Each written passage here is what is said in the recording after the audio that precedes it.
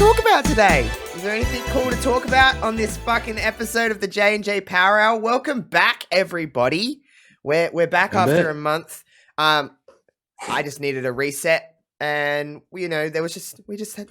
Listen, sometimes it's hard for me and JPJ to find the right time to record this because we're on two very different time zones. I'm 14 hours ahead of JPJ, so sometimes it's a little hard, and I'm sure there'll be other times where we're like, we just can't record this weekend. Who gives two shits anyway? We're just here to have a good time. So, but we're going to tackle as much as we can of everything, not just within wrestling, but everything that's going on in the last month since we recorded last. I did some research.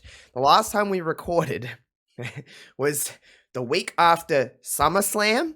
And we just got into the rhythm of things with Triple H, and we did a whole episode on Triple H and Stephanie McMahon taking over. And a lot has happened in the last 5 weeks or 4 and a bit weeks since all of that went down. I guess let's rewind to everything here first before we start tackling Clash at the Castle and all of that kind of stuff that happened there, because that started off everything, and we had that. The start of the weekend for sure. So before we get into that, let's talk what we love to talk about, sports, because there's a lot going on in that too. I know that the new NBA game is coming out in a few days. Are you an NBA? Yeah, Friday. You an NBA? You're an NBA 2K player? Okay, cool. So a part of 2K Next Makers, I get a code for that game. Do you? Yeah, I do. Part of it because it's 2K. 2K, baby. I want a code. So I get a heap of NBA merch and stuff like that. I've owned NBA games in the past. You know me, JPJ. I'm not the biggest basketball guy in the world, but I know it's the sport that I think I could, if I really wanted to, that would be the sport that I would go into other than AFL. I think I could go into basketball and be like, I get this. Like, I understand the concept, and I understand I get why people like this. You know what I mean? You know those ones. So I guess the word would be tolerable. I can tolerate that. Like if someone had it on, I wouldn't actively be like, turn this off. I guess that's the best way to describe it. But NBA 2K23 comes out on Friday. And you said you're a player. Are you one that, do you get every yearly incarnation? I usually do. Yeah. Okay. Yeah. NBA 2K has become like quite a big franchise. Like I know people that don't know shit about NBA and still get that game every week, every year. Well, so it's become a huge franchise, obviously, for obvious reasons, but it's also like a really well-made game. Yeah. You know what I mean? Like it's just very well made. Animations, just they have like fun moments. Like Michael Jordan is on the cover of this year, and you get to play like through his early career and stuff. So they give you like cool extra things. And then online, there's a giant world where you kind of create yourself, and you get to walk around the world. You can go get a haircut, buy different clothes. Like it's just like its own world. So it's kind of, there's obviously, if you're just a person that's a wrestling fan and you've played 2K WWE games, you can see the influence from the NBA 2K franchise to try and bring that to the WWE world.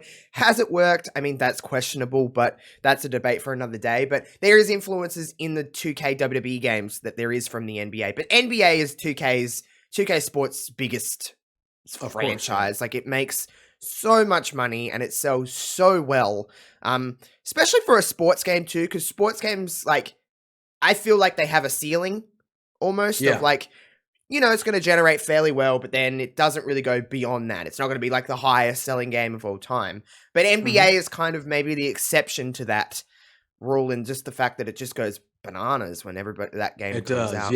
Yeah. I feel like there used to be a couple more, like Madden used to be at that level for Madden football, but I think that's EA, right? EA make Madden. That's EA, yeah. So I feel like that used to be a thing for every football season. It was like, oh shit, Madden's coming out, and everyone would get Madden. But then I think from like a gameplay perspective, at least from someone who plays Madden regularly every year, it's been the same game for 5 or 6 years. Like it's just the same game, just with updated like, you know what I mean? Yeah, so I get you. I think that's kind of taken the luster away. But in my personal opinion, being a sports game aficionado, I would say, I think the top 3 I know. Don't get me wrong. I haven't played the AFL game, but that game looks fun as hell.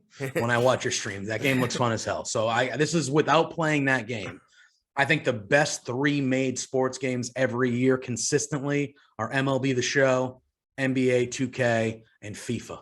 I think those are the I've three. played FIFA before. I love FIFA. I love FIFA. I'm not much of a soccer Those are the guy. 3 sports games that I think are the best, the most well-made sports games, where even if you're not a diehard fan of the sport and you picked it up and tried to play it, you would be entertained. Yeah, I played FIFA before, and I've never watched a game of soccer in my life. So yeah, FIFA's a blast. Yeah, FIFA is a blast. FIFA's.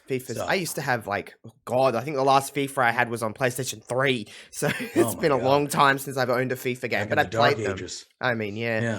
But yes, sports games are a fascinating thing. But I bring up NBA. NBA now. The NBA season, is that starting soon or started? No, not yet. No. So American football starts tonight. If you're watching this on Thursday, it starts tonight over here in the States. So that starts this week.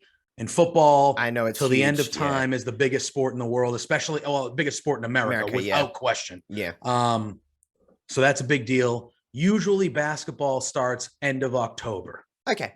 So you got a ways to go. The game's usually out for a good 6 weeks to 2 months before. Get you hyped.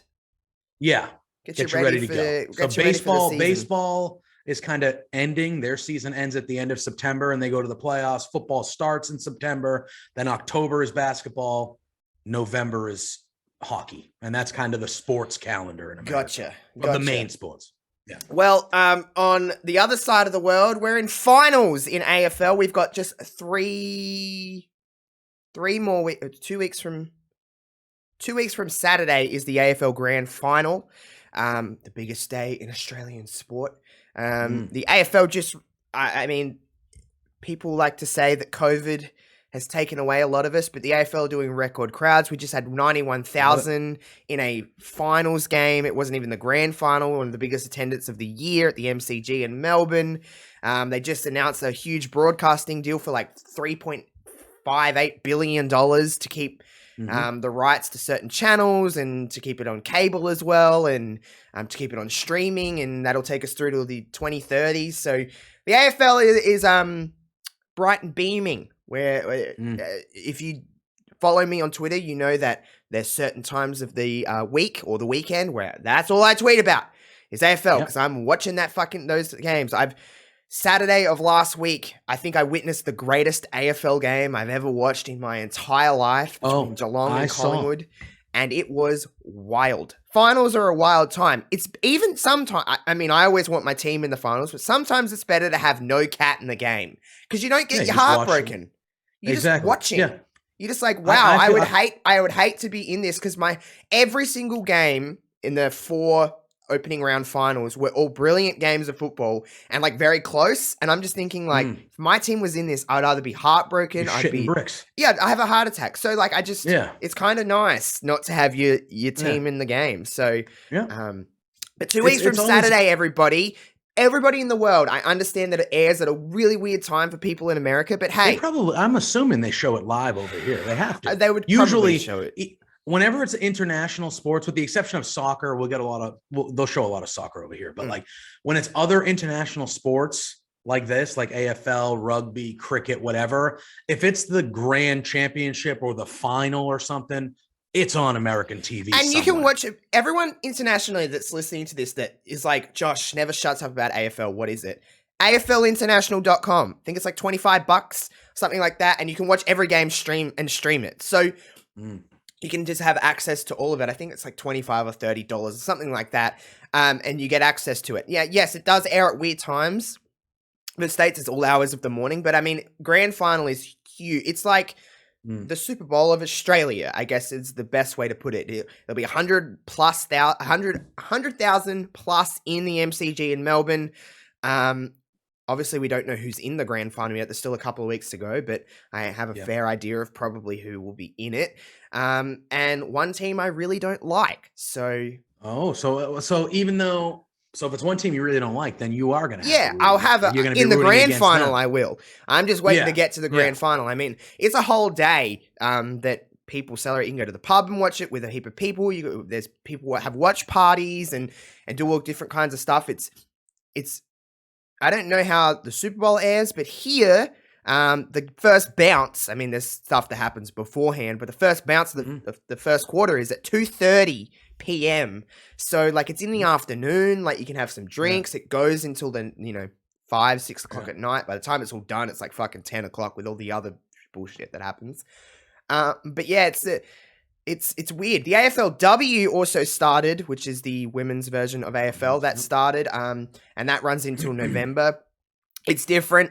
Like I've stated before, it's just new. So there's just a lot of fresh players instead of having established women. They're only in their 7th season, but some of them they've doubled up on seasons and stuff like that. So it's only gone for 4 or 5, maybe 6 years. Got it. But the AFLW started. There's been some horrific injuries that have happened in the first few weeks of that thing. Like there's been some horrible legs snapping, and it's been rough. No, that's never good. There was a gnarly injury in the Collingwood and Geelong game this week. This dude was running, and he's running. He'd only been back for a little while from some other injury. Went to kick the footy, and he just fell and tore his groin completely off the.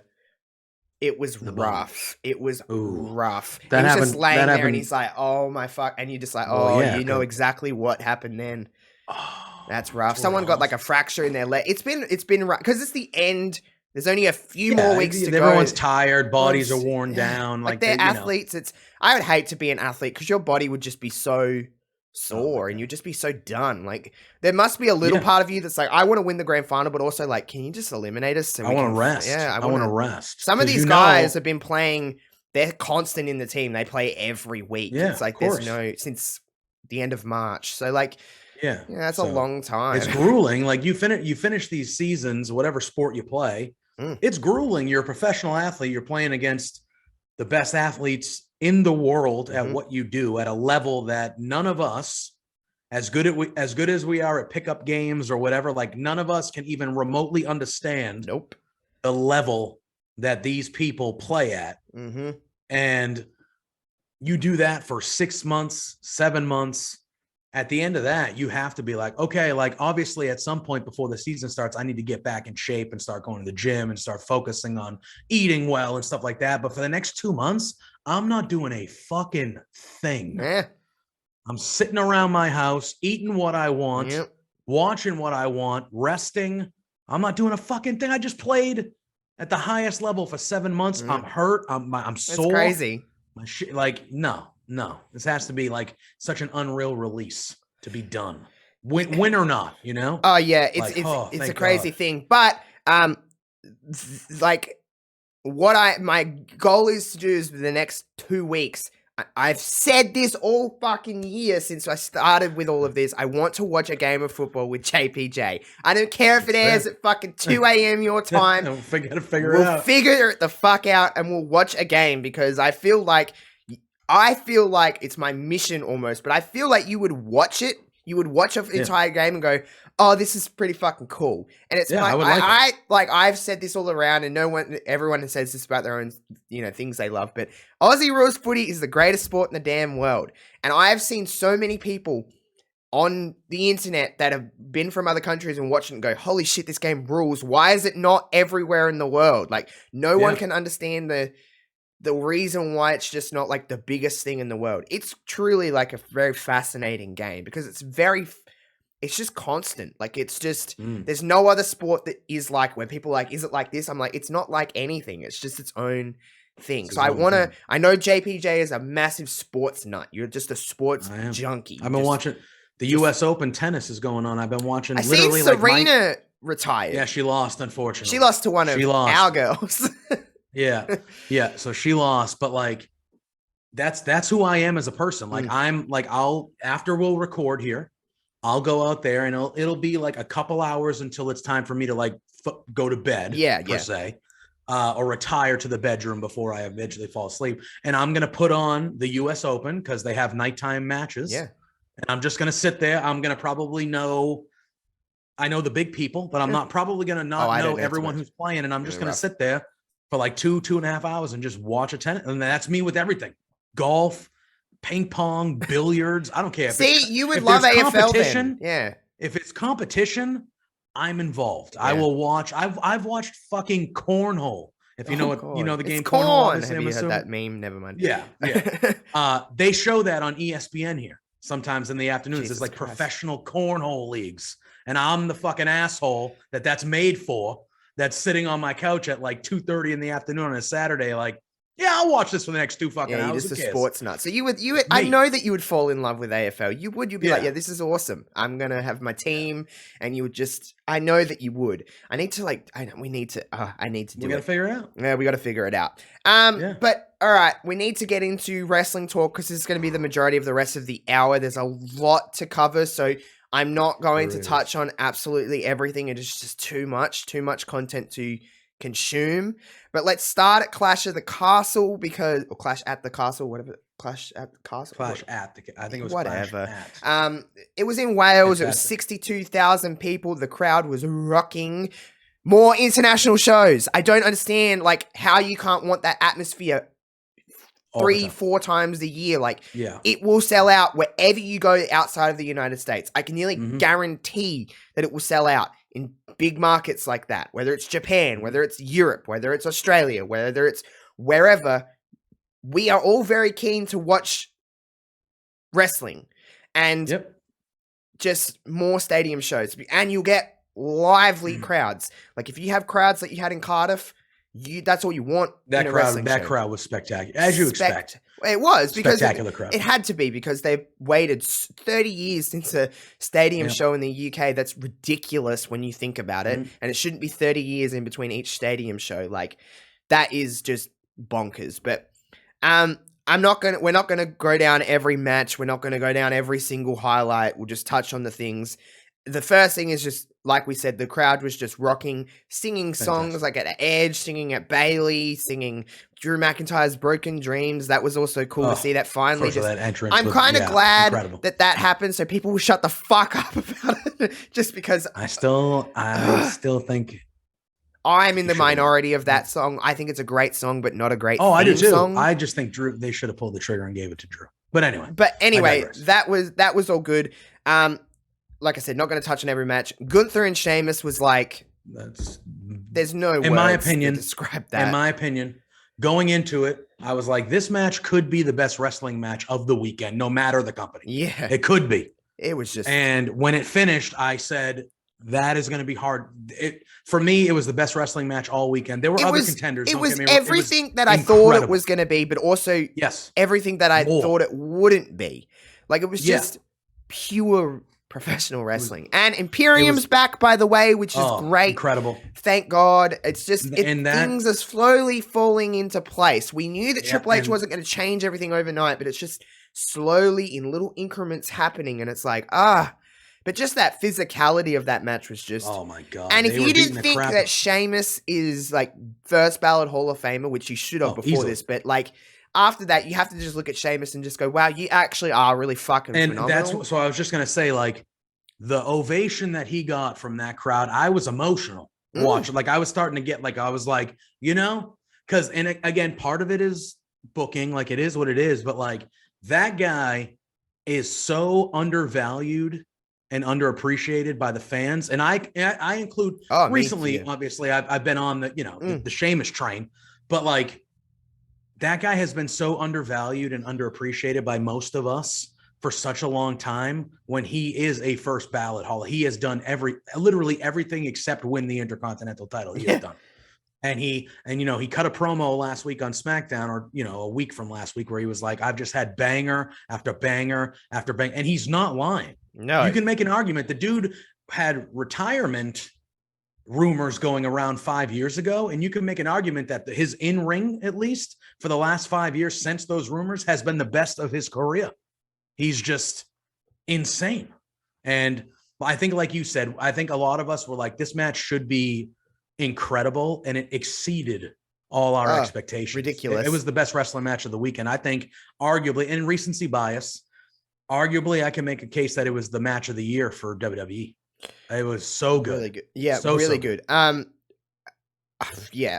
nothing really to add that will, do it justice. Not going to really touch on the 6-woman tag. It was fine. I didn't think it was bad. It was a good opener. I thought it got the crowd. They loved Bailey. I was gonna say I did love Bailey though. She's phenomenal in this role. Yeah, she's so good. And like the way I just will add, I don't love Damage Control's theme music. It doesn't suit them very well.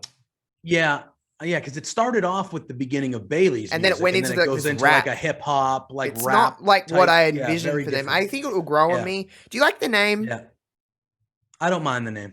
I like it. I think it's very 2022. I was gonna say it's very current times. Yeah, you know what I mean. Very so modern. It makes sense. I love the group. I love the three of me those too. women. And they're being presented and booked. Correct. I was really worried. I'm like, if this was an old WWE world, they'd probably lose their first match. But like they won. Bailey beating Bianca, which pinning I Bianca, thought that was who what had was not going to been happen. pinned all year. You did. Yeah.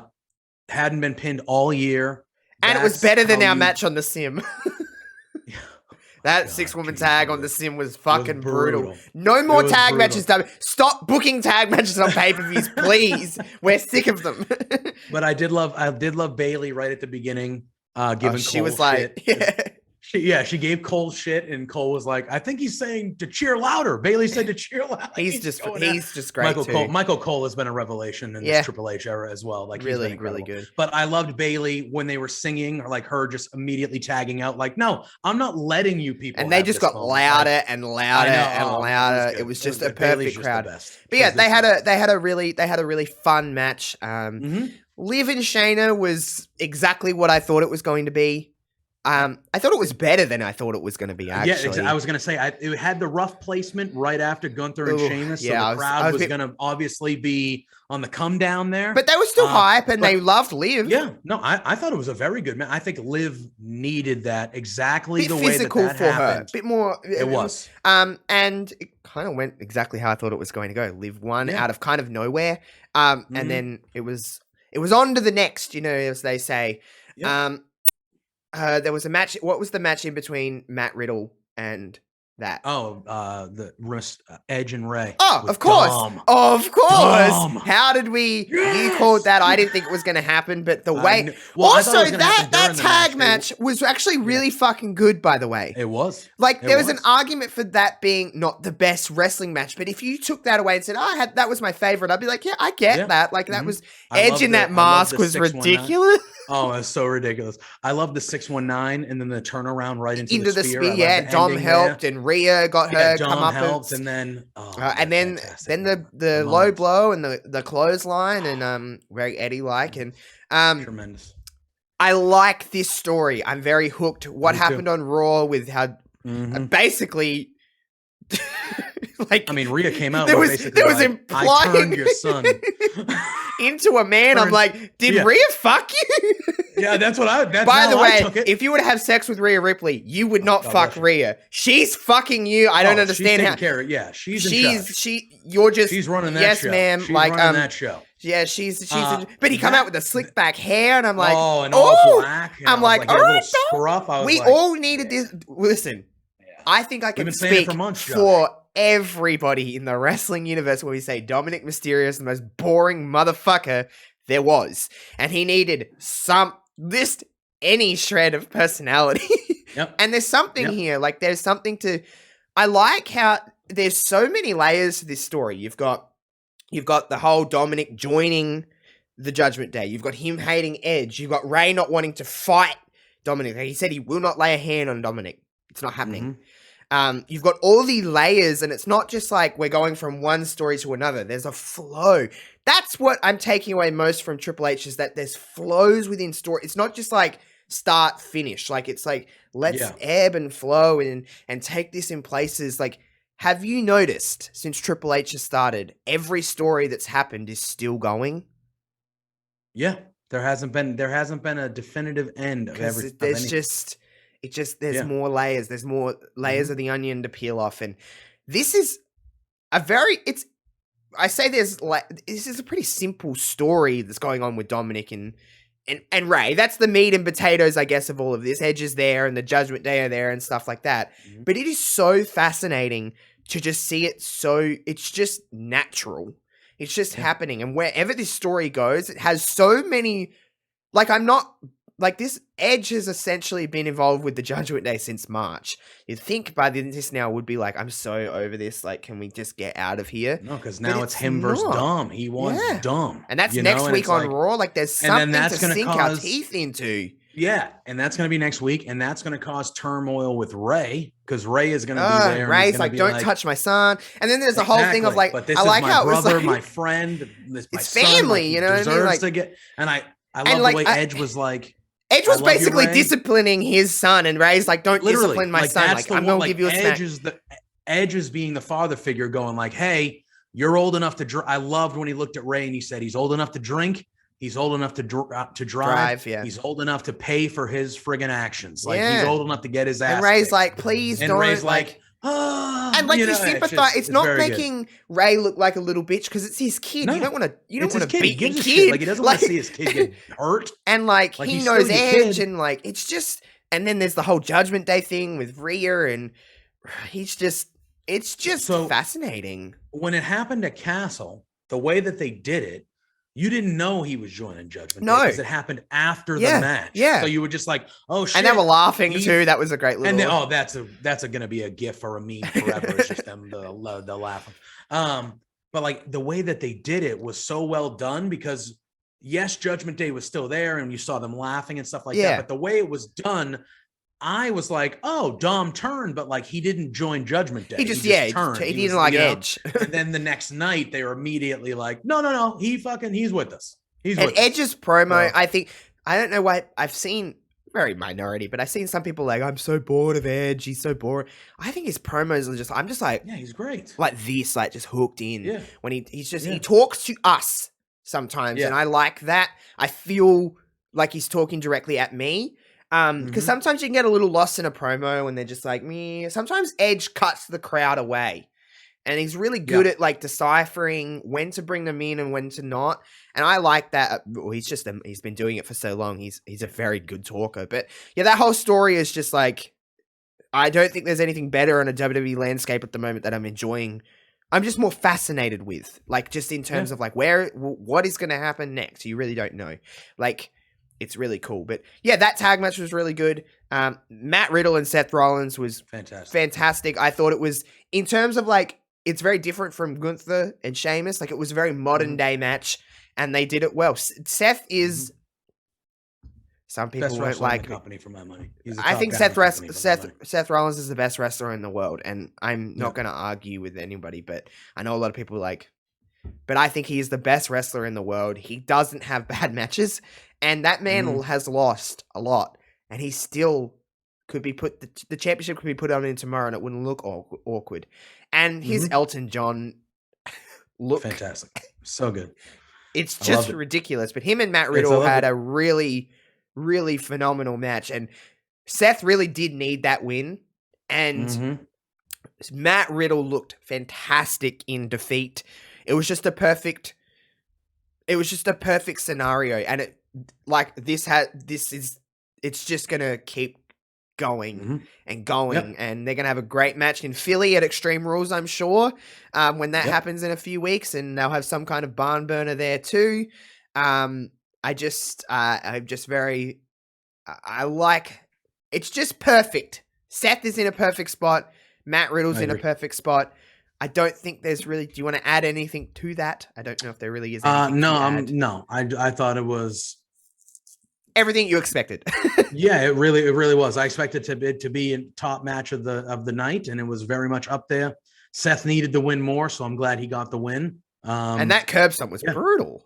Oh my God, it was brutal. But I love both those guys. Those guys are both top talents on their roster. Future. I mean, Seth has already been world champion, but Riddle will be world champion at something. Like it's. Those guys are great. They're great, and they did what we expected them to do. So yeah, and then we had the main event at Clash of the Castle. It was Drew McIntyre, Roman Reigns. I've never heard Roman get more booed. He got booed. There was no mixed reaction. That crowd wanted Drew. They loved the Broken Dreams thing, which we alluded to before. Then he had his normal entrance. Looked cool. The stadium was a cool look, by the way. I like the way I like when wrestling shows look different. and it looked different. And I liked the lighting where it actually like showed the crowd, like it wasn't pitch black, so you can't see half the crowd. Like if you're gonna have a crowd like that's hot and excited and jumping up and down and clapping, like show them on the screen. That gets the view. That gets me on my couch, like, oh yeah, like. Let's and go. by Like, show them on the screen, we don't mean do camera cuts to the fucking audience. No, like just show them reacting to what's happening. Have them in the blurred background. You know what I mean? Like it just looks cool. Drew and Roman was really good. There was obviously lots of shenanigans, like we know with the Roman Reigns match. I know, and I'm not complaining. I'm not complaining. I'm not either. I like shenanigans sometimes, and it wasn't like every match in the fucking card had shenanigans. Nothing else did. Exactly. So this did. Shenanigans have been the thing that has built this Roman reign. How many wins does he have on his own in this reign? Not a lot, if any. You know what I mean? Well, he doesn't, and that's the point. That's why he's been champion for 2 years, because of the bloodline. When he came out by himself, because I had been leaning Drew. I know we have talked about it. I had been leaning Drew. And I hadn't. And when he came out by himself with nobody, I was like, oh shit, Drew's going to win because there's nobody there to help him. He's going to win. Fucking did. This is the one. And he nearly did. And then we saw, obviously, the debut on the main roster of NXT 2.0, Solo Sikoa, who's a Uso brother. He's the third Uso. Yeah. If you can't tell, by the way, people. I know, looks exactly like them. Which I'm hoping, obviously, means that he should be with them come Friday. He will be. On Smack. Like he was on the ad. He was on the ad during Raw for SmackDown, to say that he's in the bloodline. I mean, there's a new member of the bloodline. Because I think if you're going to continue this story for past the 2 years with Roman as the champion, you need to. He's holding that title to Mania. Yeah, now I'm convinced that he might. Now I'm convinced he's at least holding one. So he's not going to be at Extreme Rules. That's the rumor. And then you've got Crown Jewel. So, which would he drop it in Saudi? Who's he going to fight though? It's going to be what? Goldberg. Like who's he going to fight? Roman works the Saudi shows. Yeah. So then you have Survivor Series. I would think he'll show up for that. Survivor Series. I guess is Raw. I would assume he would have a championship match. Well, no, it's usually champion. If they do the Raw versus SmackDown concept, it's usually. What did they do last year? Because he was Roman and. Oh yeah, no, because it was Big E. Yeah, that's right. They had two belts at that point. Now he has. Both the belts, he has both the belts. So I don't know. I guess it would be like a Raw talent. Have a title match, and then. Who knows? By then, who knows what will happen? We might have a draft by then. Who knows? I hope so. But I'm still holding out for a women's War Games. Yeah, that'd be nice. Yes, maybe they'll do Bloodline War Games. I'm fine. I think War Games should be Survivor. And then you've got like December, which it's not going to drop it in December. Then you got the Rumble, which the Rumble, and you're right there. I mean, you wouldn't assume that he would drop the title at the Rumble before Mania. Like if it's gonna. Who knows? He might go beyond WrestleMania. But that would be my next idea, is that the next real, feeling of, maybe he's not going to hold this as Mania, because it's right around the corner when you think about it. We are in September. Yeah. So, Roman did win. There was some really... Roman is the master of the 2.9999 kick out. And every time you think he's not going to kick out, he does. I thought it was fun. Didn't hurt anybody the way it happened. Nope. It was pretty gnarly. And then Tyson Fury sang.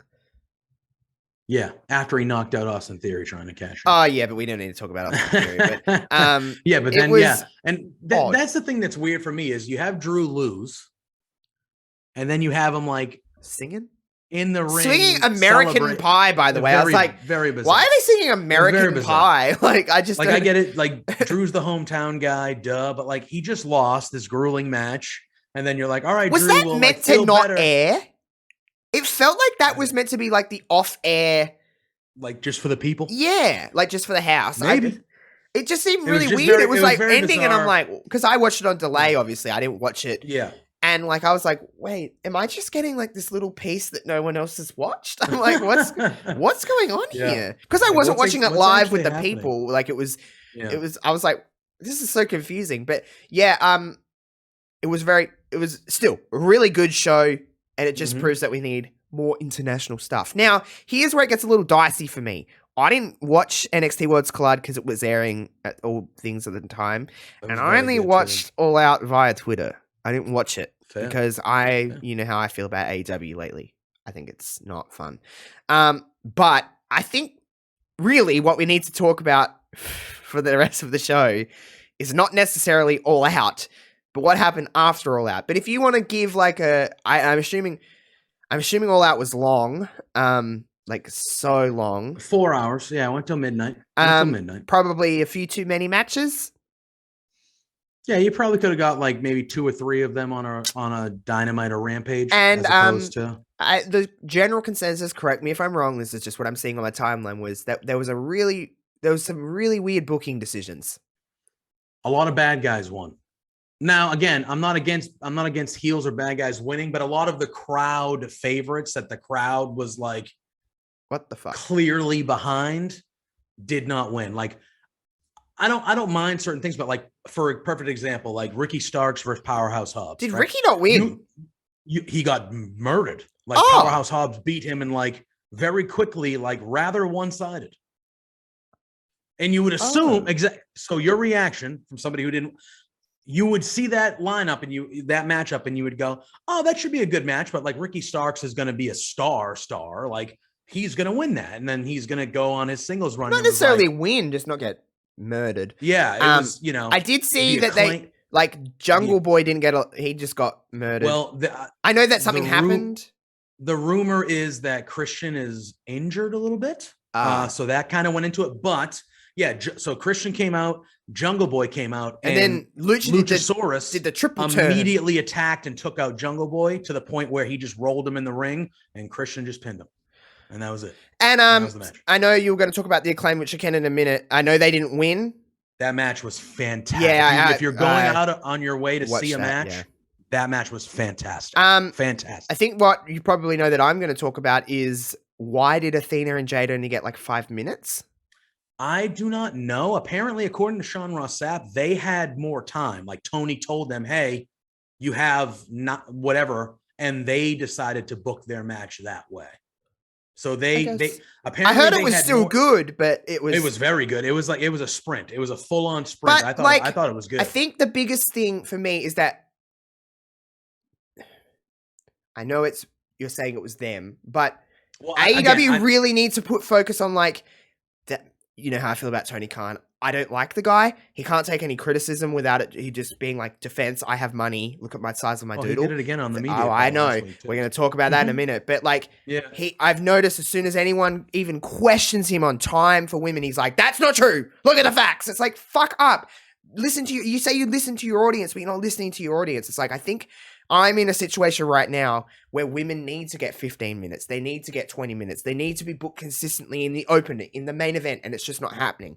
I'm not going to go into a rant about women on AEW because I've said my piece and I've just gone, they're not showing it, so I'm turning this off. Mm-hmm. And I've just turned off completely. I'm just not watching it. Like, I did not watch the pay-per-view, so I don't want to comment too much.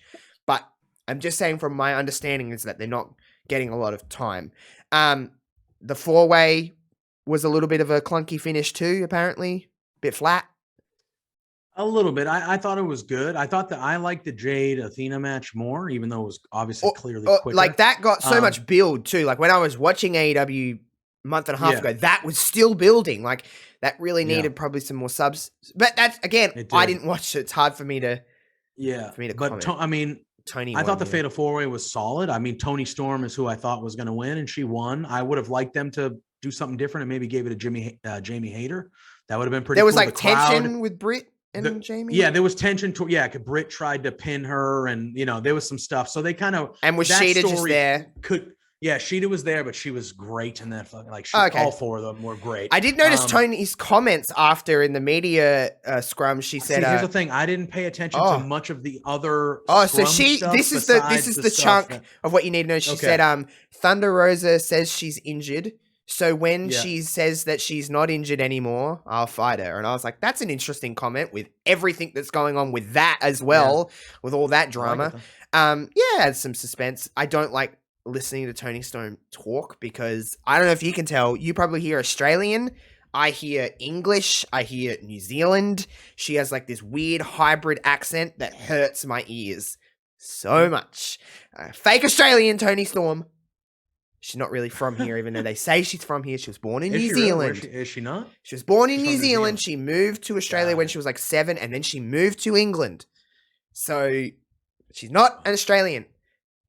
I like fucking that's why stirring Josh people up about that's that. why Josh doesn't. No, but I like Tony. She's a great wrestler, but like, you know, there's some people that you just like, stop talking. Yeah. I can't. Yeah. Probably people say that about me.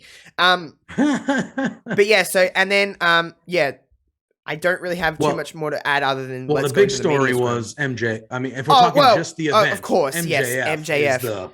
It was pretty clear that I seen the clip when the Joker was walking out. I'm like, well, that's clearly MJF, but I think that was the point. So once you saw some of the movements, it was he was like that's MJF. Shoulder. But yeah, I thought again the way that the event ended, it was whatever. But did you not like? So it was.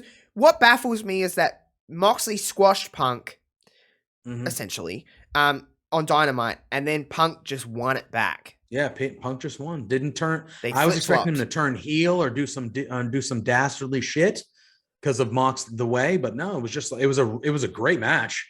It was just a really good match that CM Punk just beat him, and it was like okay. And then so they had the ladder match earlier in the night, the casino ladder match. You got to get up and get the chip. Everybody was in there. Yeah, everybody was in there. It was a little bit before the clock was running down for the Joker.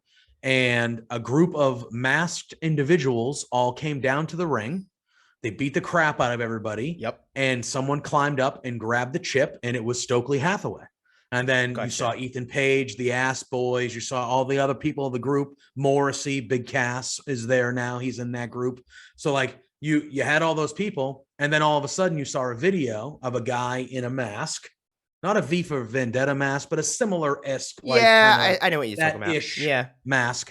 He walks down. Stokely gives him the chip, and then he fakes that he's going to take off his mask, but he doesn't, and they leave. And then at the end of the event, CM Punk wins, and they show a video, and it's of the guy with the mask, and they show an old CM Punk Ring of Honor promo where he talks about the devil. That. Yeah. And the Joker earlier in the night came out to the song Devil by Rolling Stones. Yeah. So it all was kind of, and then by the way, that would cost a lot of money. Yeah. You heard the voice. He turned his back and you just saw the silhouette scarf. of the back, put the scarf on. And it was MJF. And that was it. And MJF came out for the face down and that was it. What I wanted, and again, they've done the ladder match with the thing, I think 3 or 4 times now. They've never said that. They always say the chip is just for a future title shot. They don't treat it like a Money in the Bank briefcase. No. But the way that everything went down, it would have been if MJF somehow came out and like cashed in and left all out as the champion, especially now with what the hell might be happening. Okay, so let's talk. Let's talk everything else. We don't need to talk about the event too much more because. Yeah. Unlike All Out, I watched what I needed to watch of the media scrum. So, JPJ has Fightful Select. I would really encourage. We're not sponsored by Fightful, but like this is probably the week to grab it. It's the easiest $5. It's the easiest $5 I spend a month. It's the easiest $5. It's ridiculous. So, Punk said some shit. Sure did. Also, why in the world? Just not off topic, but why in the world is the media scrum recorded like it's in like a fucking tunnel? Like everyone's voices sound so weird in that. It just sounds really awkward. Anyway, that's just, I guess, media me just going like, what the, update your audio. Punk said I didn't even know the whole context of everything. And honestly, I got so lost because I was just like, what? Like a lot of shit. He said stuff about Colt Cabana. He said stuff about the Bucks. The EVPs, I should say. Yeah. So Kenny, the Bucks. I mean, Hangman. He went in on Hangman. Again. It was just. He said it was so. He said I'm working with a bunch of children. I'm working with a bunch. He's of old. kids. He's hurt, and I'm working with a bunch of fuck. There was so much swearing and stuff. And I'm like, okay, listen, I'm a swearer, but you're a professional company. I don't think you and the president, by the way, saying, I'm not going to fucking take this shit because WWE ran a show the day before or on the day. Who gives a fuck? You're not running at the same time. Even if you were, it's not like you own a weekend. You cannot tell someone else not to run a show just because simply you are. Make it better. Instead of focusing on like what the fuck they're doing, just focus on what the fuck you clearly have no control over, buddy. Tony Khan is the single reason I'm starting to loathe AEW. I'm becoming a person that hates it because he's just a bratty kid spending his dad's money on something that he may have clearly has no fucking control over, because there's so many issues within the whole place. And now you're seeing all these stories come out and you're likely to believe them because you're like, that place is just a fucking mess. And I'm not saying it doesn't happen in WWE. A fucking man ran a company and had sexual misconduct for fucking 16 years. It happens over there. But like, Tony Khan is a brat. He's a brat. And I'm so angry about it. It's like, you put me off of your product. Stop. Just like, bring it down a notch. Be a president of a company. Get some control over your talent. Like, he had a comment on another interview that said, like, pro wrestlers don't have to like one another. Okay, yeah, sure. But they have to be fucking professional, man. Yeah, like, exactly. You don't have to like one another, but you better be, you got to have to, it is a workplace. It yes, is a work if environment. I did if you went to work, correct. JPJ, and you went up to your boss and said, I don't fucking like what you're doing, you're a child, and then fucking hit them, you would get sacked in a heartbeat. You'd be out the door before you even let the sentence get out of your fucking body. If your president is talking like that, and I know I'm swearing, but I'm not the president of a fucking multi-million-dollar company. I'm not. It's just, he is just a brat, and it's just so off-putting. And that's not, some people probably love, it's probably endearing for some people. But for me, who means nothing, I mean nothing to the wrestling world. But for me, it is just so, it's just soured me on something that should not be sour when you have that much talent. But I was going to say, like, I mean, it's like, still, it is kind of funny how we didn't really have problems in AEW till CM Punk came along. Just saying. So again, there's a lot that goes into this shit. God, there is. Sorry, Sean rant Ross over, by the way. No, it's all right. Sean Ross Sapp said that there were a lot of AEW wrestlers that said that the locker room changed the second CM Punk got in it. And wasn't there like a famous promo or something that Triple H cut in storyline with CM Punk, like in like 2012, that basically said like, if things aren't going your way, you just bitch and moan. And like, CM Punk said a sentence that really stuck with me. From the media. This is during the scrum? Yeah. He said, the grass is not green on the other side. The grass is greener where you water it. Yeah. And I'm like, hold on, CM Punk. Didn't you run away from a place that was treating you bad? It was not green enough for you? So aren't you not watering the place that you're at? Isn't it funny that there's drama wherever you go? There's drama in WWE because I'm the good guy and everyone else was the assholes. And then you go to AEW and it's, I'm the good guy, I'm the grown up, you're all children. It's like, hold on, you're the center of this. Maybe you're the problem, bud. It's not everyone else around you. Maybe you are actually what Vince McMahon said in that Broken Skull podcast thing years and years ago, and said, CM Punk is a very weird dude. Yeah. He is. Yeah. And listen, I'm not taking away from Punk's accolades. Punk is, of course not, like, you know, performer wise up there with the greats, but the best. CM Punk is an asshole. I mean, it seems to be, and it's one of those things. Like, so when he cut that promo a couple weeks ago, where he kind of took the shot at Hangman, and he's doing all that stuff, the reports came out where it was like, oh, he wasn't happy because he thought Hangman went into business for himself. And he said some shit. And I'm like, and then so I look at the scrum and I'm like, okay, well, what the fuck did you just do, CM Punk, at that scrum? Yeah. Pretty sure you went into fucking business for yourself. Yeah. So either that, and you know, whether that means that he justifies that to himself. He probably does. And he's like, well, they fucking did it, so I'm going to do it, like whatever. But it's like, no, you just did the same exact You're lowering thing that you yourself were apparently so upset about, that you called out a guy unscripted on fucking television. Ugh. Because he went into business for himself. Then you just win this match and you go to a media scrum and you clearly go into business by yourself, and you're talking shit about your boss who's sitting right next to you, the company he runs, the guys who help run it. You're calling half the roster fucking kids. Like, it's like, what do you didn't everyone bitch and yell at Cody Rhodes for leaving AEW? It's like, maybe he's seen the writing on the wall. Maybe it was like, he probably knew it was fucking crumbling, and he was like, I'm getting the hell out of here. Before it, like I'm standing on top of the dirt instead of being swimming through it. Yeah. It's just the whole story of the fight, and we don't know how much is true, and we don't know how much isn't. But Ace still bitter, man. Like we've had doors kicked in, we've had fucking punches thrown. Punk said what he said, and then according to the report, the Elite, Kenny and the Bucks, went to CM. So the scrum is still going on at this point. Yeah, because Jericho said, like, to Tony when they were leaving, like, some shit's gone down or something. Someone. Yeah, and apparently, I listened. Of course, Chris Jericho has to be involved. So Sean Ross Sapp talked earlier today for like 40 minutes on Fightful Select, like he did like a podcast answering questions. And he said that like a lot of people behind the scenes of AEW and wrestlers were giving Jericho a huge amount of praise because he kind of was the next person in the scrum after all that. And he kind of went out there and was like, I'm cool as can be. I'm fucking Chris Jericho. Which is good. I'm going to take everything. Like everyone's going to be focused on me while this fucking nonsense is going on over here, you know? So like, because you don't want media to get involved in that because then it would be their word against yours. You at least keep it in-house to a certain degree. But can I just preface it with everything saying that a lot can change by the time this airs. So we know what we know 100%. As of we're recording at the same time as NXT is airing. So just take this with a grain of salt. Go on. Yeah.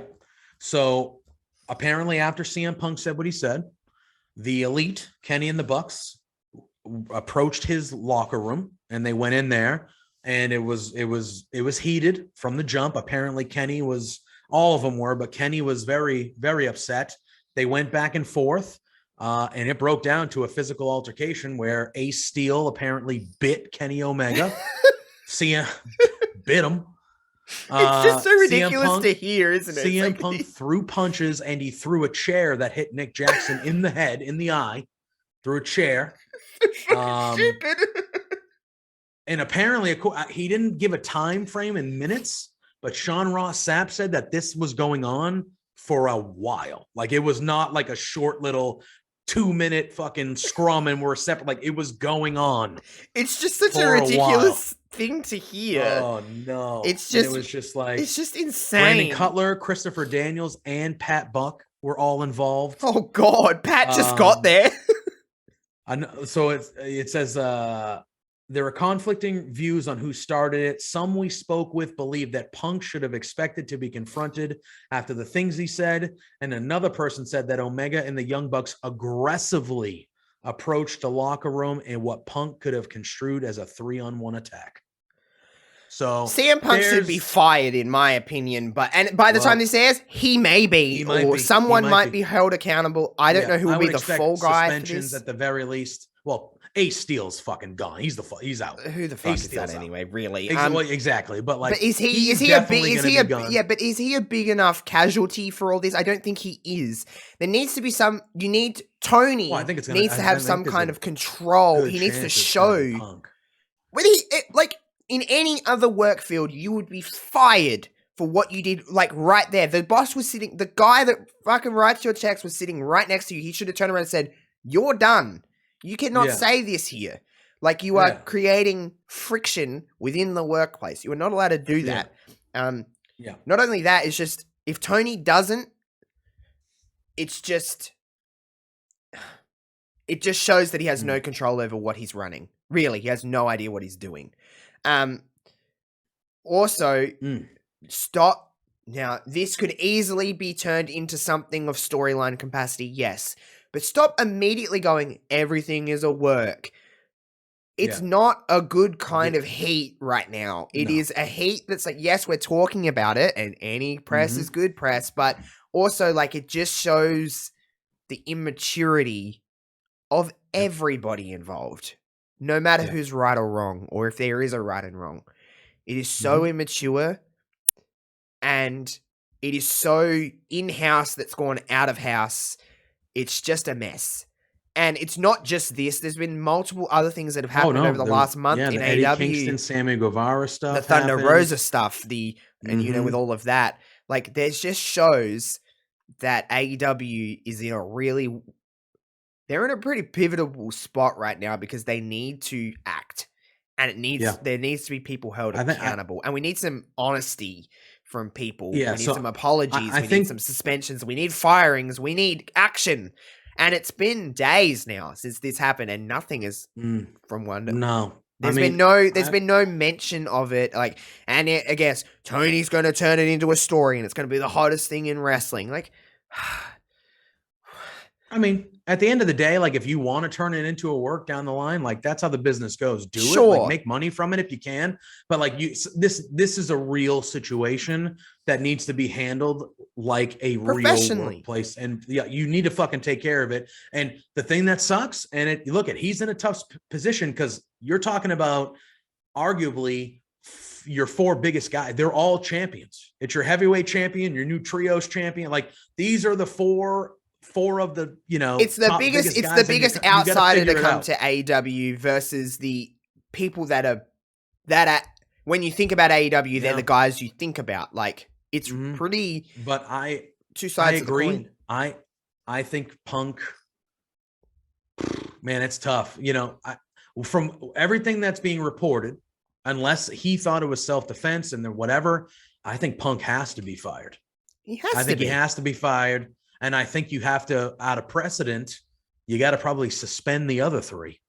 Sure. Hey, 2 I agree weeks, with that. non-pay, like whatever, nothing long, 2 weeks, a month. You're not fucking here. Sure. I agree with that. Your EVPs here, you need, not only as a talent, do you need to be professional, but you are also executive vice presidents of this company. You don't go around fucking fighting people. Like that's not how that goes. You know what I mean? Like if I have a like you said, if I have a disagreement with my boss, I'm out. Even if I'm in the wrong, my boss can't punch me in the face. No. Because there's always a boss to the boss and then fist fight you. No, because now guess what? Now we're both not going to have our fucking jobs. It's ridiculous. That's what's going to happen. There needs to be some decorum. There just needs to be some order.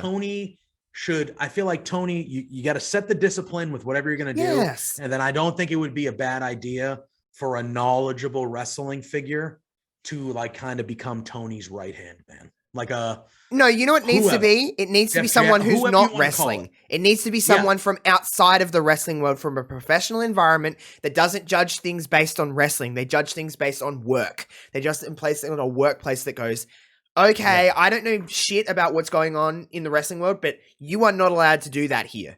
Fuck off, basically. So I think he needs to establish like, hey, it's pecking order because I'm in charge. Yeah, it's clearly not working that it's just him. That's probably too much he has to deal with. You can't, if you're one guy running something of that magnitude, you can't know everything that's going on. You can't be in control. Didn't everyone in the world fucking criticize Vince for that? Didn't everybody in the world say like, this is Vince's company. He should know everything that's going on. If you're judging him and you view AEW as the same thing as WWE, shouldn't you be putting that all? He's the boss. Yeah. He is the responsibility. He is the guy that we need to say, hey, control your company. If that means bringing in other people to control certain aspects, then albeit. But like, you need to take some responsibility here. We did the same thing with Vince and everyone cried wolf about how bad and out of touch Vince was. But when it's Tony, no one seems to fucking say anything because AEW is this beloved thing. And I get so many people when I say anything about AEW, it's right. I rarely write anything about AEW is that, oh, just enjoy wrestling. Stop fucking micro. But like, you judge everything else based on this. Like, we need to do the same here, in my opinion. Yep. But like, I'm just so sour on that whole place because of everything. There's all the tangibles lining up and all the kind of pins in a row. And I'm just kind of like, I'm so checked out. It's just so like not fun for me to watch it at the moment. And to be completely fair, everybody, I watch so much less wrestling than I used to that it's kind of nice not being have to get up every single day and go, all right, I've got to sit down and watch this for the next 2 hours. Like, I watch Raw. I'll sometimes watch SmackDown. And that's my wrestling. I mean, I watch Raw. I watch AEW. I sometimes watch SmackDown. That's my weekly wrestling intake. I'm still on they are at a big time, man, like what a perfect circle, a perfect storm, I should say, because WWE now for the first time in a fucking decade feels like it's getting its shit together. And then you look over here and AEW is crumbling. Have you ever seen, I'm sure you've seen it, but you know that picture of Brandy Rhodes and she's looking at the fire? Yeah. That's what it's like. And it's like, like I was talking to somebody about it and I was like, who would have thought 3 years, AEW started in 2019, 3 years later, we would be right where we are in this current moment where we're like, oh, WWE, they're the company with their shit together. At least it seems. What? Like they're in every aspect, like going this way, where there's excitement and people are like, holy shit, Raw's good again. Kevin Owens rules. Bailey's back. All this shit. Everyone's like, oh yeah. And then you look over here and it's like, you got your 4 biggest guys in the company fucking throwing chairs at each other in the goddamn biting one another. Biting people. What the fuck are you talking about? It's just a mess. It is exciting though for us as just people that are just, you know, outside of it all, just watching in. We're just like, well, this is, hey, well, they say you can't look away from a car crash. Can you imagine? CM Punk wins the world title, breaks his foot, out for 2 months, comes back, wins the world title. Well, gets squashed. Gets squashed. Yeah, and then possibly gets fired. And by the time this airs, he may be fired. But also, just we didn't touch on this before. It's weird to talk about this now, but also Braun Strowman is back. Yeah, Braun Strowman came back. He destroyed the whole tag team division. When he was running, I was like, where the New Day was like, "Fuck that, we're no, out of here. We'll be a part of the initial everyone scatter. We out of here. We're not. No, they can beat the shit out of the other 3 teams. We're not fucking. Nope. It's just I just wanted to touch. I will say this. The pop he got was it was monstrous. It was. It was. He's jacked, by the way. He's jacked. He's in shape, skinny, jacked. Good to go. They need to, again, regardless of what you think about the dude as a person, let's control your narrative, bullshit, whatever. CYN, baby. They need to book him like the Braun Strowman who was feuding with Roman Reigns, like tipping fucking ambulances. That's how he needs to be. I don't want no choo-choo fucking noises and no come on, choo-choo. No, like he did the whirlwind, he did that. That's like fine. Cool. Let him do the move. I don't need train noises going on. Choo-choo, come on, all aboard. No. Just let him be the monster, let him destroy some shit, let him destroy some people, and just let the crowd get excited that they're gonna see shit get ruined. You know what I mean? Sure. I'm fine with that. I'm very neutral on Braun Strowman. Like, I don't care enough that he wasn't there, but I also don't care if he is there. You know, in like a good way. Like, I'm just like, he's fine. I'm not a big guy wrestler. I never have been. But for what he can do, good for him. Make some money, buddy. Yeah. Make some money. Yeah, might as well. Also, just touching on one more thing from Raw, that shot of Dexter Lumis when he was crawling out from under the cage was just magnificent. I like what they're doing with that too. I like what they're doing with most things, to be completely honest. Miz refuses to talk about it. Yeah, what are they insinuating there? Like, what happened to poor Miz? Like, exactly. Mike's just like talk about it. Traumatized. Well, no, you have to talk about it. Yeah. And like, there's so many things impending with that. It's like there's just a lot going on. Like you said at the beginning, the stories are good. But there's layers to all the stories. And they're all very different from one another. Nothing is the same. Like, it's just all nice and it's just all happening. And I'm just very into that. So I don't hate wrestling, everybody. And I'm not trying to make this as like a Josh is an AEW hater. I want to love it. It's just Tony needs to grow up. Yeah, they need to figure out what they want to be as a company, because you watch the shows in the ring. You can't. They do is great. Yeah, it's fantastic. But that type of shit that you hear about and that's what's going to ruin a company. And book that is what's going to ruin a company. What the fuck are you doing? It's 2022. Book your women better. There's no excuse. And stop giving me I hate when people are like, but it's gotten a little bit. No, it hasn't. It's still as trash as it was. It's booked like trash. I'm not saying the women are trash. I'm just saying it's booked like garbage. It's one match, a Dynamite. They never open. They never close. They never open. They never close. They're never the important. Always 9:30 or whatever. And you cannot say the same about WWE. You cannot. They constantly open and close shows. They constantly are in time slots that are really important. Mm-hmm. They're constantly booked as main event talent. It is just not the same. Now, when people go, oh, but WWE only had a 3-minute women's match, but I'm like, but they were on the entire show. They were the featured thing throughout. There's a difference. It's not just all about the time that happens in the ring. There's other factors that goes into just booking women right, other than just giving them 15-minute matches. Make them matter. They are an afterthought in AEW, no matter who it is. Their biggest star, arguably, is Britt Baker, and she is not presented on the same level as Kenny Omega. And I'm not saying that she should be. I'm just saying that women should have the opportunity to be as big as Kenny Omega, because Becky Lynch is as big as anybody. There's arguments that she is the biggest star there. Not currently, she's hurt, but like, you know what I mean? When she was the man, Becky Lynch, she was the biggest star in the company. Yeah. Yes. She was the biggest star. She was the main event of WrestleMania. Yeah. Like, what the fuck? 100%. Like, that's not the same. It's just not. That's the argument I have with people. People are like, but they got 7 minutes this week. I'm like, but that's the only. Their matches are the same every week. They have a match and then there's a run-in. Yeah. That's and the then same. There's a backstage interview with another Fuck woman. off. That's the when only you have segment. Bailey and her group featured at the start, the middle, and the fucking end. Mm-hmm. It's not the same. Yeah. That's it's my not. On it's AEW. Make that better, and then I can fucking laugh at everything else. You know what I mean? Yeah. And I'll have a good damn time. I'm not going to change my tune on it either, and I don't care how many people want to come at me and block me on Twitter because you are. I don't think you're wrong. I don't think you're off base. Obviously I don't feel as like the women thing. I feel pretty fucking Tony strong Khan about in general, it. I don't feel as strong about Tony Khan as you do. Do I think he needs to grow up? Do I think he needs to take some self accountability? Absolutely. You're a fucking adult. Yeah.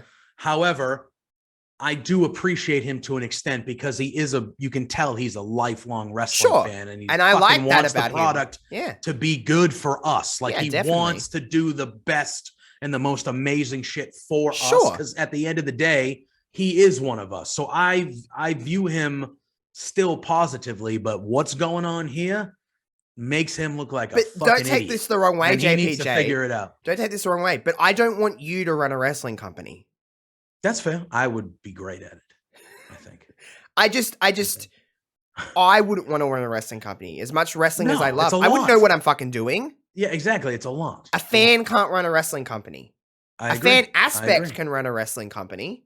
And I think, but you have to have other elements to you. Yeah, I think that he thought when he was getting into it and he had the EVPs being wrestlers, I think he was like, I'm surrounding myself with wrestling people. Yeah, sure. So I'm going to be okay.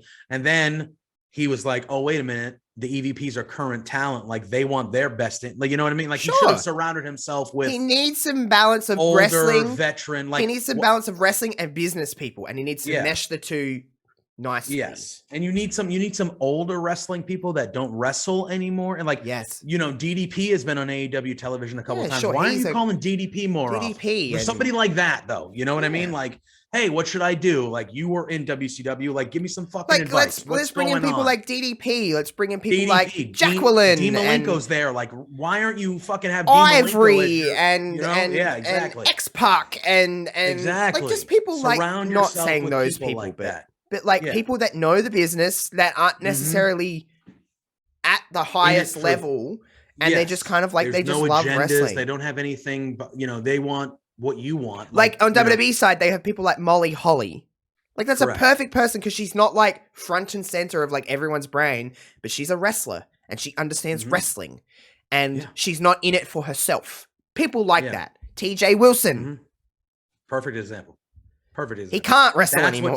That's what Tony needs. Tony needs 3 to 5 of those type of people to surround himself with that are going to give him honest feedback about what the fuck is going on. And then and that triumphant, and you can involve the EVPs then, but that triumphant, he needs a board. To decide. He needs a board. What's happening here of a team? That's what he's missing. He's trying to do everything himself, and he clearly cannot. No, he can't. You got to figure it out, man. What a mess! It can go down real quick. And you know, Sean Ross Sapp in his report, he didn't name it, but he said that he spoke to WWE people, wrestlers, about it, and one high-ranking wrestler said it is essential for AEW to stay around and succeed for the wrestling business. I agree. It's essential. Yeah.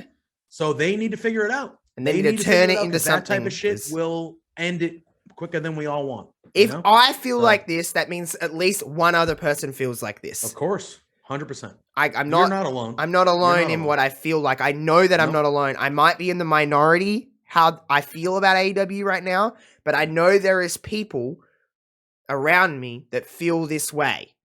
And I'm not saying I'm right. And I'm not saying that I'm, oh my God, like, believe me and like what I'm spewing out. That's not what I'm saying. And I never want to come across that way. People just like to take it at face value sometimes. Like, actually break down what I'm saying. My anger comes from a place of AEW needs to succeed. I want AEW to be appointment television for me like it was at some stage.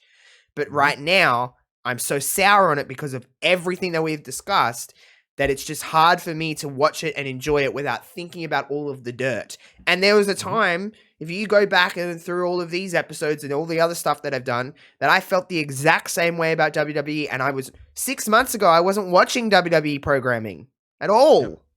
So it's not an AEW versus WWE thing. It's get your shit together thing. Vince McMahon got his shit together and got the fuck out. Well, he didn't get his shit together, but he got the fuck out. And it's got better. So, like, it can... I'm not saying Tony needs to leave. That's not what I'm saying. I'm just saying that Tony needs to just, I guess, control what's going on. You got to figure it out. Damage control, baby, and not the group. Correct. We'll see. We'll see what happens. By the time we sit down to record this next Tuesday, a whole lot of shit could be different. A whole lot of shit could be different. You're not wrong. That's where we're going to kind of wrap things up this week because we knew that we're going to talk about that for a good minute. JPJ, what's going on over on your Twitch? Anything cool coming up? I know you've been playing Stray. Meow. I did. I played Stray for a few hours last night. Again, that game is fucking awesome, man. It's hard. I haven't played it on stream. Yeah, you really do. So I've been waiting to play that on streams. I haven't played any off stream, so it's been a few and far between my time with it. But I played it for a couple hours yesterday, Monday, as we're recording on a Tuesday here. Yeah. But that's a whole lot of fun. I'm playing a ton of MLB The Show. We're almost at affiliate over there. Yay! So we're getting there. I think I just got to boost. I just got to boost the average viewers just a tick, but it's been rising a lot the last couple of weeks. I'm starting to feel good about some progress. So that's a lot of fun over there at twitch.tv/JPJ Loves Gaming. Yes. So if you want to give me a follow over there, even if, it'd be cool for you to hang in and say hi in the chat. But even if you just want to give me some love and give me a follow, I would greatly appreciate that. You do that. But yeah, we play a lot of games. I am going to sprinkle some sprinkle some WWE 2K and there. Plus, when some of the story games come out later this year, I want to start doing those more often too. They're fun to do. Baseball. The baseball game is I usually play MLB The Show the most. They release content year round, but I'm the type of gamer like in real time. Like when baseball season's over, I don't really have an itch to play. A baseball video. Like the season's over, my adrenaline for baseball is done, kind of. I won't play. I just finished up my AFL stuff. We did the grand final last weekend in the game, and that's coming to an end in a few weeks. I won't play that game until summer. Like next year's version or something whatever. So that's kind of how I am. So I do want to incorporate some more stuff. So, but yeah, head over there. I've been streaming what feels like almost like I've been streaming a lot the last since I've been back from vacation a couple weeks ago. So go give me a follow over there. And then I'm obviously still on the Love Wrestling doing B2 Beards, which will be airing tonight. If you're watching this live on Thursday, it'll be airing tonight, 8 p.m. Eastern Standard Time, doing that thing and, chipping away, man, having a good time. Yeah. It's cool. It's cool to see you doing your stuff. I pop in sometimes, when I can. I'll pop in and say hello. Of course. What am I doing? What am I doing on Twitch? I do a lot of Nikki ASH, Superstar Universe mode there. We just edited her and had a good time with her. Made her a new fit. Gave her some new moves. I gave her some super heavyweight moves because that makes sense. Because just that's fun. Something that's becoming really fun on my Twitch. That this is the only thing I'm really gonna pump up from my Twitch is every Wednesday night, my time, not American time, but Australian time, some point in the night, 6:30, 7:30, something like that. We just do a live only with no VOD because then I can listen to copyrighted music and I won't get in trouble because I just delete the VOD. But we just hang out and listen to music and do nothing. Like we just play like the most random games where I do no story or anything like that. It's just for a live audience, and I've been having the most fun with that because you can just sit around, listen to some music, and just hang out. Like sometimes I Fall Guys, sometimes I just run around on GTA, sometimes I play Mario Kart, like just random bullshit that doesn't necessarily need any kind of follow up. I don't record it, nothing. It's just for my live little couple of hours on a Wednesday night. It's what I do anyway. Like I'm just sitting around playing games and listening to music. So I'm like, well, might as well stream and then just whatever. I know Twitch is weird with music, but like if you delete the stream straight after you light, you're pretty good. So you don't get any, naughties of saying you shouldn't listen to music because Twitch is weird like that. Just let us listen to music. We're not doing anything wrong. Just let us listen to some tunes while we play games. Like, it's just fun.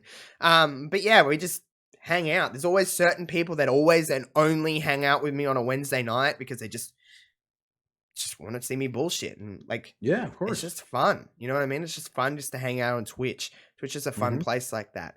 But so every Wednesday night, it's usually pretty early in the morning for people in the States. I'm sorry, but like if hey, who knows? Maybe you're up. I usually wake up as it's ending, or I it was like just ended when I wake up, and I'm like, all right, I'll go back and watch a little bit of it and see what's up. But yeah, it's usually like right. I was gonna say as I'm waking up. It's just we just don't match up on those times. Yeah, but of course, it is fun. So if if you happen to see me tweet about it and you're just like, well, I'm up. Just come and hang out. I'm just bullshitting around and doing nothing important. It's quite liberating, to be completely honest. I was going to say, that's what you need most of the time. Sometimes those times are the best times. It's just fun. But other than that, you know where to catch us. All our stuff's on the screen. All our stuff's in the links in the description. And we'll be back next Thursday, 9 p.m. Australian Central Standard Time, 7:30 a.m. For you guys over in the Eastern States, in the United States of America. That's when you can catch it. By the time you wake up, the show's up. The show is up and rocking, so you can watch it and have a good time.